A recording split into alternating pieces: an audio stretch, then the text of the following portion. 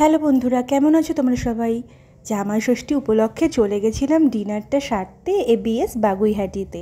আর চারিদিকটা তোমরা জাস্ট দেখো কতটা রাশ, মানে লিটারালি পা ফেলার জায়গা হচ্ছিল না। আর আমি তো ঢুকতে না ঢুকতেই একটা পপসিকেল হাতে নিয়ে নিয়েছি, যেহেতু সামার ড্র ফেস্টিভ্যালও চলছিল।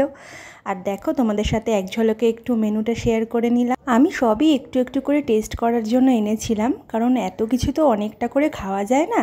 আর সঙ্গে কিন্তু লস্যি আর আমপান্নাও এনেছিলাম। এটা কিন্তু সামার ড্র ফেস্টিভ্যালে তোমরা পেয়ে যাবে।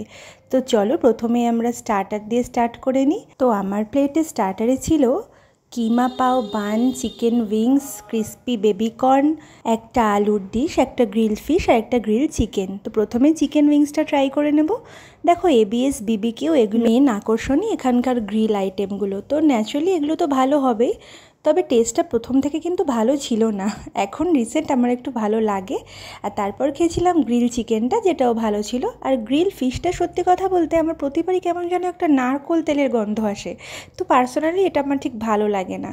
এরপর খেয়েছিলাম প্রন ব্যাটার ফ্রাই। সরি, এটা প্রথমে বলতে মিস হয়ে গেছে। এটাও কিন্তু খুব ভালো লাগে খেতে, তবে বেশি খেলে কিন্তু গা গুলোবে।